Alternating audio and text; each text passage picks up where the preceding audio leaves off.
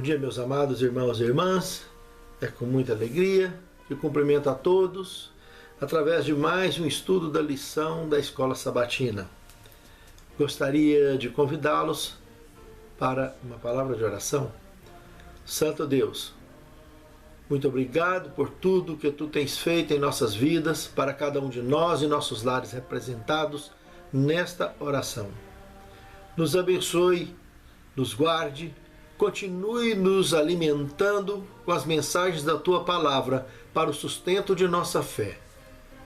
Prepare-nos para o Teu reino, é o que te suplicamos agradecidos com o perdão de nossas faltas e pecados, em nome do Senhor Jesus. Amém. Hoje, a terceira lição deste novo trimestre, intitulado A Missionária Inesperada. Lucas 4, 27. Havia também muitos leprosos nos dias de Eliseu, e nenhum deles foi curado, senão Naamã, o sírio. Se observarmos o verso 26 desse mesmo contexto, Jesus ainda faz menção a Elias e a viúva de Sarepta. Com o tanto de viúva que tinha nos dias de Elias, somente a viúva de Sarepta foi curada. Essas duas citações que Jesus fez, mencionando há quase 1000 anos antes dele, foram suficientes para despertar ódio nos seus companheiros de igreja, na liderança de igreja dos seus dias, a ponto deles colocarem Cristo para fora e tentar matá-lo, não fosse a proteção dos anjos. Ele teria sido precipitado morro abaixo, porque despertou o ódio religioso dos seus contemporâneos, dos seus companheiros de igreja. Por que será? Observem que na primeira citação, a fome era a questão básica. Eliseu salvou a viúva da fome, ia morrer de fome. Na segunda citação, a lepra, uma doença terrível daqueles dias. Em qualquer época ela é terrível. Hoje, graças a Deus, não. Temos cura da lepra. Mas naquela época, ou era de Deus a cura ou nada. Prejuízo letal, que envolvia um tanto de problemas sociais, além de saúde, problemas religiosos. E Cristo relata aqui 2 milagres fantásticos que, ao invés de ser tratado com o devido tema, com o devido respeito e consideração a que se pese o caso e o fato, não, totalmente inverso. Por que será? Em 1000 anos de distância do fato. E eu pergunto, estamos hoje há mais de 2000 anos de Cristo, e há mais de 3000 anos do fato. Eu pergunto, quantas formas de fobias ainda existem, que nós desenvolvemos em nós mesmos e que não conseguimos suportar sequer sermos contrariados nos conceitos que preconcebemos sobre vida religiosa, sobre vida social e sobre um monte de coisa nas nossas vidas. Que conceitos temos desenvolvido a tal ponto de desenvolver fobias insuportáveis, de reações verdadeiramente psicopatas, não só contra a vida alheia, mas contra nós mesmos. ao mergulharmos nesse precipício de ignorância voluntária?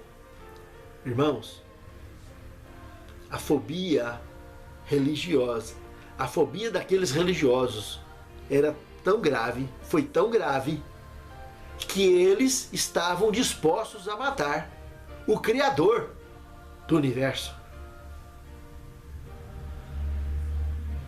Com código genético de luz dentro deles e código de trevas, eles deixaram o código de trevas abafarem, reprimirem o código genético de luz que tem em cada um de nós. E estavam dispostos a qualquer coisa para satisfazer os seus preconceitos pessoais. Segundo tema, ele tinha tudo. Porém, o que diz 2 Reis 5:1? Diz que Naamã, comandante do exército do rei da Síria, era um grande homem diante do seu senhor e de muito conceito. Porque ele, o Senhor, dera vitória à Síria. Era ele herói de guerra, porém leproso. Meus amados, estamos falando há quase 1000 anos antes de Cristo. E eu ainda pergunto hoje, ecoando a pergunta de nosso Senhor Jesus: de que vale ganhar o mundo inteiro e perder a salvação? De que adianta? Já parou para pensar que as nossas escolhas, a forma com que temos desenvolvido ideias preconcebidas de religião e de conduta, de fato, possa nos levar a, quem sabe, pensar ou fantasiar, ganhar tantas coisas nessa vida, mas o principal objetivo de nossa vida, que é recuperar a condição original que fomos criados, de sermos eternos, voltarmos a viver na eternidade, a nossa verdadeira origem, com a verdadeira luz, está muito longe, muitas vezes, do que nós estamos enfocando no presente. Já parou para pensar nisso, meu amado irmão, minha amada irmã? Jesus certa vez disse: cuidado para que a luz que há em ti não sejam trevas. Não se iluda com isso. Pense nisso. Você pode estar convivendo com trevas, iludido do que é luz, porque você, somente você, colocou essa ideia de luz em cima de trevas. E trevas nunca foi luz, e luz nunca foi trevas. De fato, luz é luz, trevas é trevas. Mas você quer acreditar em quê? De que forma você quer levar a sua vida e as suas escolhas? Não é fácil. Mas essa é a verdade. Pense nisso. Terceiro tema: uma testemunha inesperada. 2 Reis 5, 1-7, nos apresenta como aquela menina aparece nesse cenário tão importante de experiência para a nossa fé. Em primeiro lugar, essa mensageira que ali se levanta do nada, lembre-se que ela era uma cativa de guerra. Tinha tudo para odiar o lugar onde estava, em matéria de geografia do mapa, a casa onde ela estava, os familiares onde ela estava, porque ela estava servindo de escrava. Ela foi sequestrada lá na sua terra natal, tirada dos seus pais, sabe-se lá com que idade. E aqui ela era uma cativa de guerra, simplesmente compartilhando compaixão e amor. Será que ela tinha preconceito, alguma coisa? Será que quando ela olhou para aquele coitado que tinha tudo e não tinha nada, ela teve algum tipo de preconceito? o relato bíblico que diz que não. O relato bíblico afirma claramente que pela conduta dela, pelo testemunho dela, ela compartilhou compaixão e amor, mesmo diante de seus inimigos reais. Segundo ponto, o profeta Eliseu, nessa experiência, nos apresenta que ele ministrava em Samaria. Nós estamos tratando de quê? Vamos sempre trabalhar no paralelo. Essa experiência estava sendo citada por Jesus aos judeus dos seus dias, que eram inimigos mortais dos samaritanos. Preste bem atenção. Eliseu ministrava exatamente em Samaria e foi curar um inimigo de guerra mortal de Israel. O reino de Israel, as 10 tribos, que a capital era Samaria. Eliseu curou alguém que um inimigo que veio de fora, entrou em terra inimiga, pedindo cura. Imagine só, se já naquela época Samaria não era um berço de fobias políticas, sociais e religiosas. Imagine só. E por quantos anos isso duraria? E não é de se estranhar, porque hoje continua. Quantos e quantos cristãos e lares exercem fobias, e as maiores, as piores, as mais funestas fobias, infelizmente, são ocasionadas por assuntos religiosos, por intolerâncias religiosas. Aqui tanto sangue já se tem derramado na história da humanidade, e a quebra do silêncio de tantos lares, às vezes acontecem debaixo de fobias do gênero, levando a agressões físicas dentro de casa, trazendo consequências funestas em diversos lares espalhados sobre a face da terra, que se dizem cristãos. Naamã, quando ouviu o testemunho da menina, esteve imediatamente disposto a ir pedir autorização ao seu rei, e ajuda especialmente, para que ele escrevesse ao rei de Israel, proporcionando a situação que ele pudesse encontrar o que ele tanto buscava, para ser feliz de fato, a cura de sua doença, porque o resto, entre aspas, ele tinha tudo. E ele fez questão de citar que a menina também era de lá, de Israel, que deu essa informação tão preciosa. No contexto bíblico, todos conhecem o resultado. O rei, a princípio, achou que a carta daquele monarca, daquele governante, era dirigida a ele, como se ele, o rei de Israel, tivesse capacidade de curar alguém. Mas o profeta Eliseu já avisou o rei lá quando estava indignado, rasgou suas vestes, que o assunto era dirigido a ele, deixasse ele vir, que ele ia resolver a situação. Mas o que eu gostaria aqui de deixar bastante claro é que muitas vezes,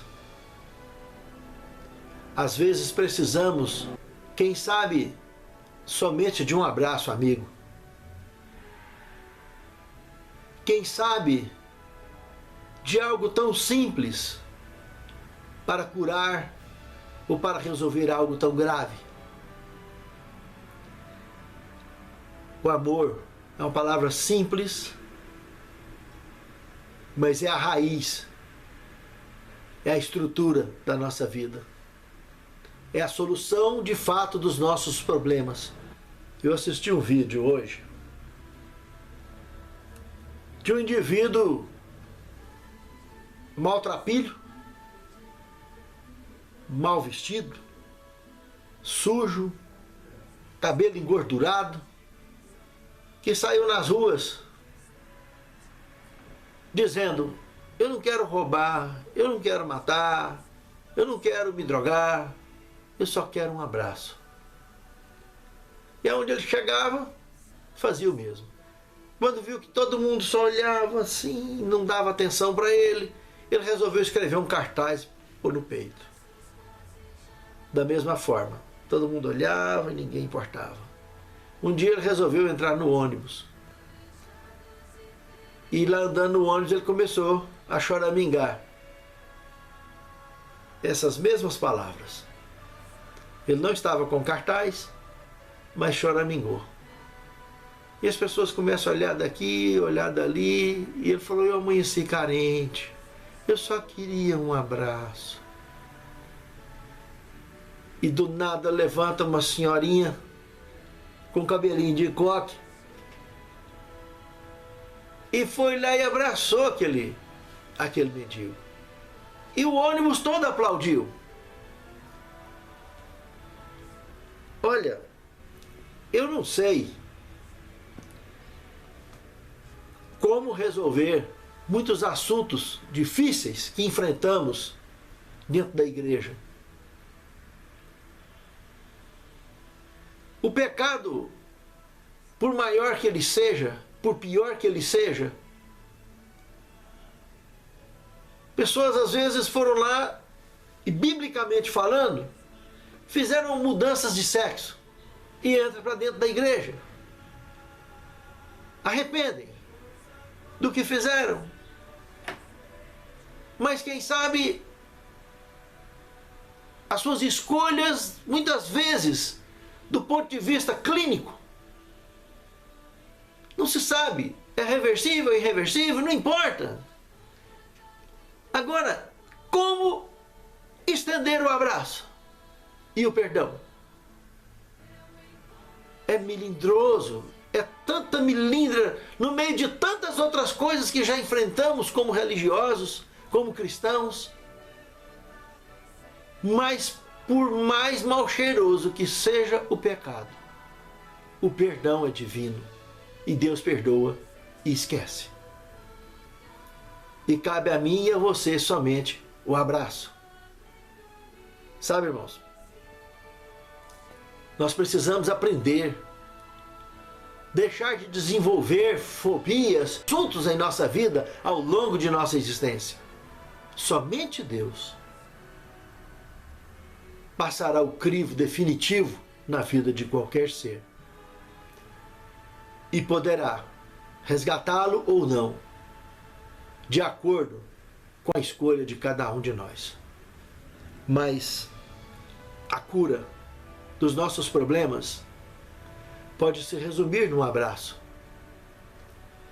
pode se resumir num ato de amor, pode se resumir num simples mergulho nas águas da salvação, daquela decisão que jamais deveríamos estar protelando. Do contrário, essas doenças do pecado, essas fobias, desenvolverão uma verdadeira psicopatia incurável de pecados sem volta, até a autoconsumação da própria vida, diante de Deus e diante dos homens.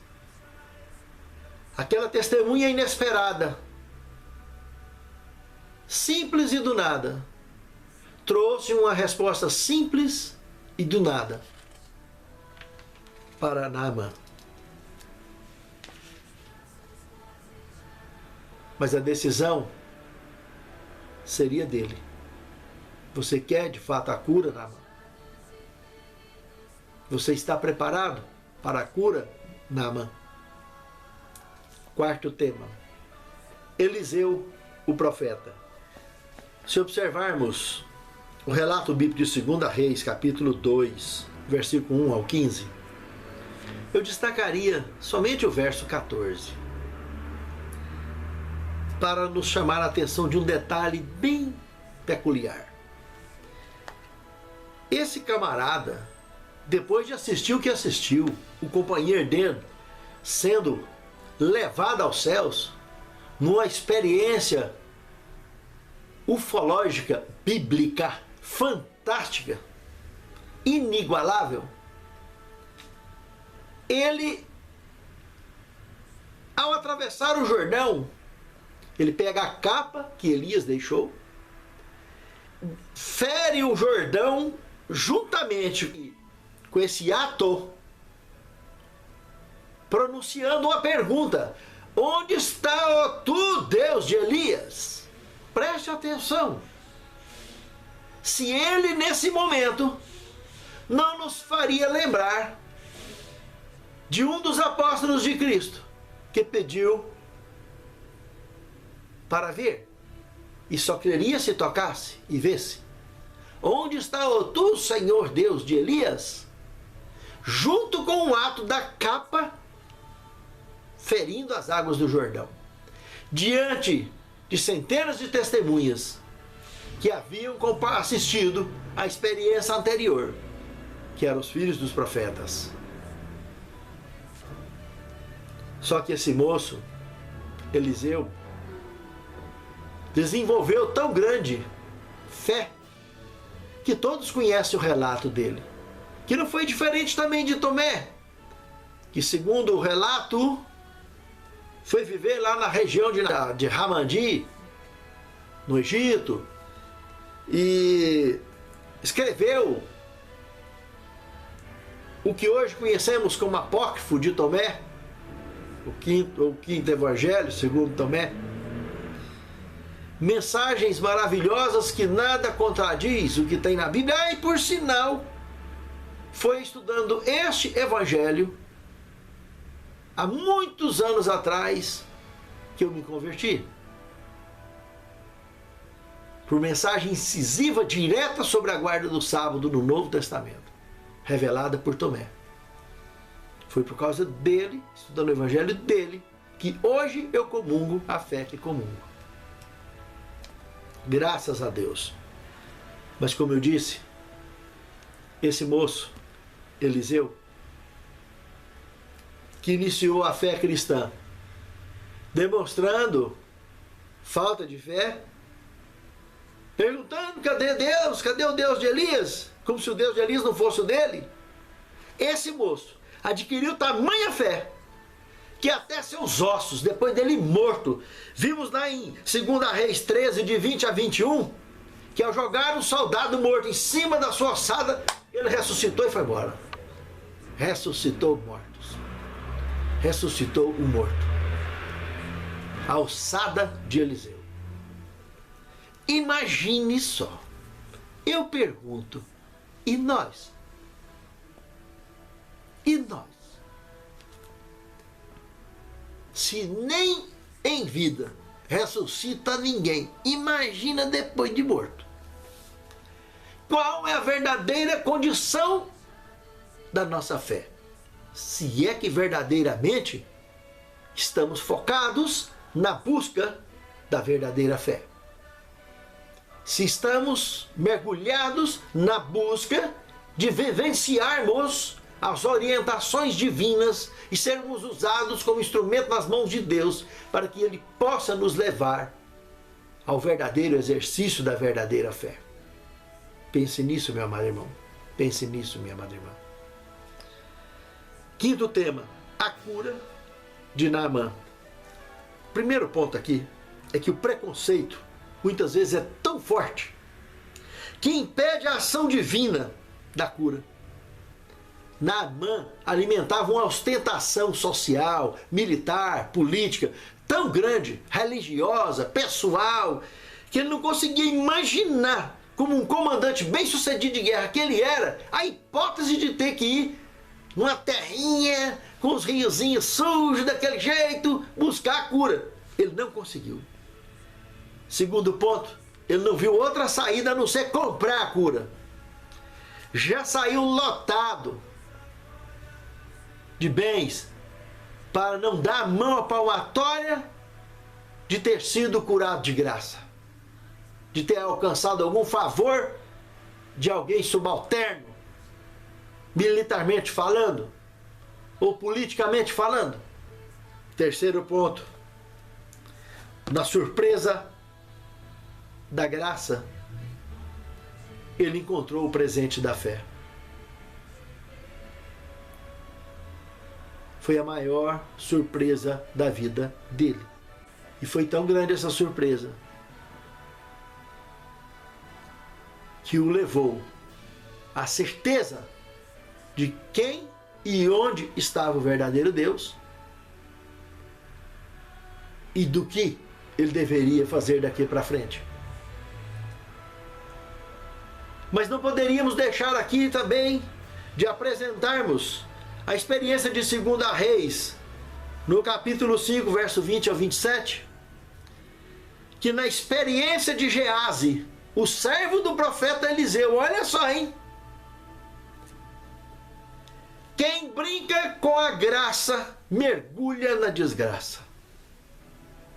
Alguém que conhece a verdade tem um peso muito maior em alimentar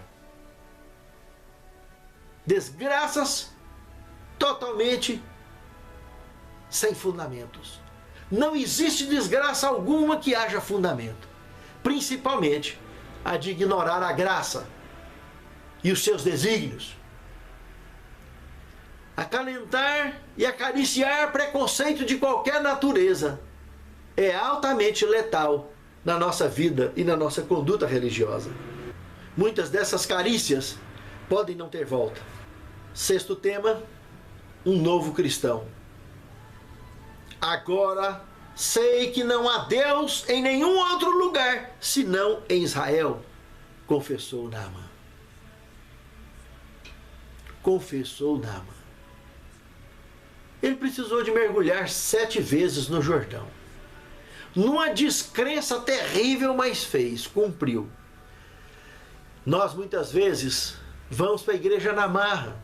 Não é só uma, nem duas, nem três, nem 7 vezes, nem 7 vezes 70 anos. Ou quem sabe mais. Mas quantas dessas vezes, de fato, estivemos dispostos a ir vazios para voltar cheios do Santo Espírito?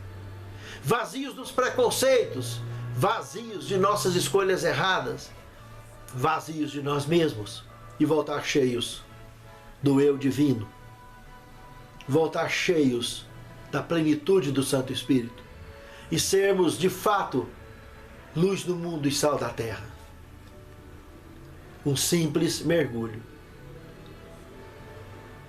um simples abraço, um simples ato de amor e compaixão,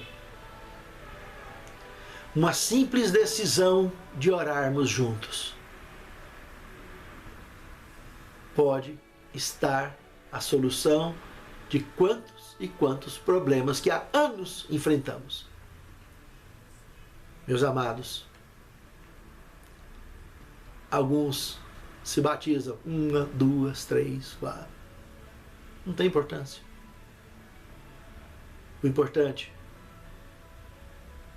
não são a quantidade de vezes que nós caímos, mas o importante é se estamos de pé.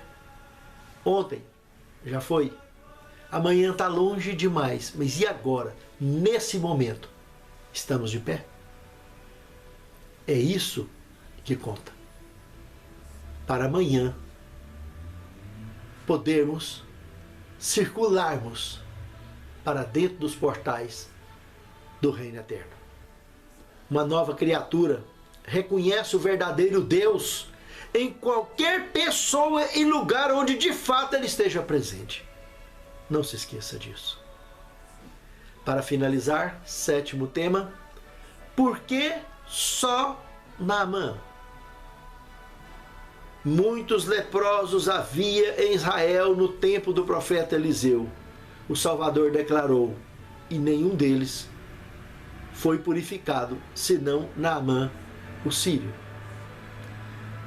Profetas e Reis, página 252 e 253. Por quê? só Naamã. Já parou para pensar nisso? Sabe, irmãos, Cristo tem propósitos especiais em nossas vidas. Nossa igreja é o lugar do braseiro, onde o Santo Espírito ajunta as brasas e sopra para que o fogo aqueça a todos. E todos saem como brasas individuais, levam essa luz ao mundo e voltam para pegar mais fogo. Se ficar muito tempo fora do braseiro, ela apaga.